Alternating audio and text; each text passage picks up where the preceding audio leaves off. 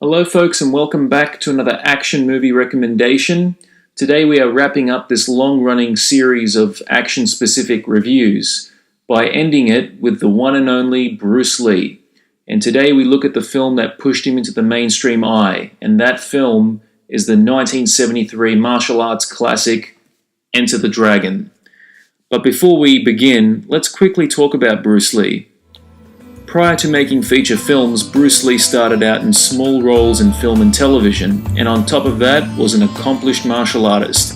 And to this very day, he is considered the greatest martial artist to ever walk the face of the earth. However, it wouldn't be until the early 1970s where he found success with some classic Hong Kong martial arts films. These films were The Big Boss, Fist of Fury, and Way of the Dragon. And the films proved successful, and made Hollywood producers turn their heads and think maybe there was potential for Bruce Lee to break into untapped territory. And thus, Bruce was asked to star in Enter the Dragon. Unfortunately, Bruce never got to see the finished film as he died just before the premiere, and causes of his death have been debated over the years, but according to Wikipedia and a lot of other sources, it was from cerebral edema. His death was a shock to people all over the world as he was only 32 years old. However, his unfortunate death did not stop Enter the Dragon from being a blazing success and single-handedly bringing the martial arts genre to an international audience. Bruce Lee is a martial arts icon, and 43 years on since this film has come out, he has not been forgotten and he will always be remembered. Okay, let's begin the review. Bruce Lee is a martial arts expert, but today he has been hired as a spy to attend a tournament at a secluded island owned by the mysterious Mr. Han. He is joined by two other martial artists, Roper and Williams, who are also attending the tournament. As things progress, Lee and the others discover that Mr. Han is using the tournament as a front to fund his drug-running operation, and it's now up to Lee as well as Roper and Williams to take him down. Enter the Dragon is not necessarily an original film. It's essentially a James Bond plot, very much in the vein of the Sean Connery era. However, the difference is that it's all based around martial arts as well as some of Bruce Lee's philosophies. And the movie does have its own look and style. The spy stuff isn't very deep, it's just there to support the fight scenes and give a reason for everything to happen. The characters in the film are all likable. Bruce Lee really stands out, and not just as a martial artist, but as an actor as well. He has a lot of charisma, and his facial expressions really make you wonder what he's thinking. But of course, his vocal expressions are priceless as well, and have been imitated and referenced countless times in other media over the years. Probably the most famous being in the anime and manga series Fist of the North Star. John Saxon, who plays Roper, is also likable, even though he is a gambler and somewhat stuck up. But towards the end, he evolves and you get to like him. And he's also a good martial artist. And of course, Jim Kelly as Williams is also great. He's just so cool in that 1970s kind of way, and his martial arts skills definitely stand out. Shi Qian does a fine job as the mysterious and evil Mr. Han. His character kind of reminds me of Blofeld from James Bond, only difference is that Mr. Han can fight.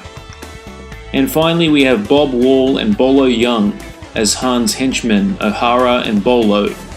These two don't have a lot of development, but they do their job adequately and are memorable for the scenes they are given.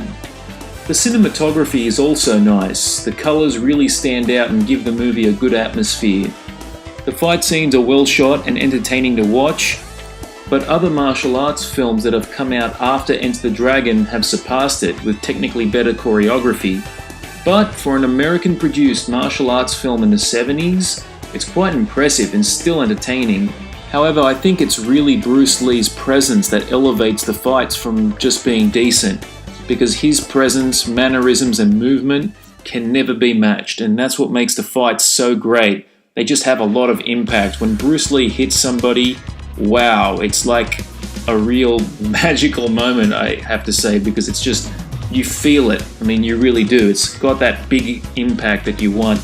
and couple that with the soundtrack by Lalo Schifrin, who prior to Enter the Dragon had done Dirty Harry, and this is definitely one of the best scores of his career.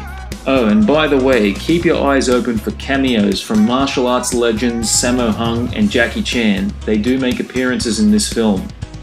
For my money, this film is practically flawless. There's not a lot of problems I can find with it, but if I have to nitpick, I will say the subplot involving Bruce Lee's sister really just feels tacked on. And there's a fight with Williams and Mr. Han, which is mostly shot from point of view, and to be honest, it looks rather goofy.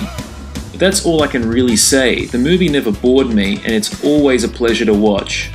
The movie was a box office sensation, grossing over $90 million worldwide, and it was only made for $850,000. So that's a huge profit. It received critical praise and was selected for preservation by the US National Film Registry as being culturally, historically, and aesthetically significant. And the film has inspired so many other movies that followed, especially in video games and comics as well. Overall, I have to give Enter the Dragon 5 stars out of 5. It's a classic film and a must-watch. Well folks, that wraps up this long-running action-exclusive series of my film reviews. I hope you all enjoyed them, and there will be more of these in the future. This doesn't mean that I won't review more action films. I just want to take a break for a while and review some other films from different genres. So stay tuned for more folks. Take care.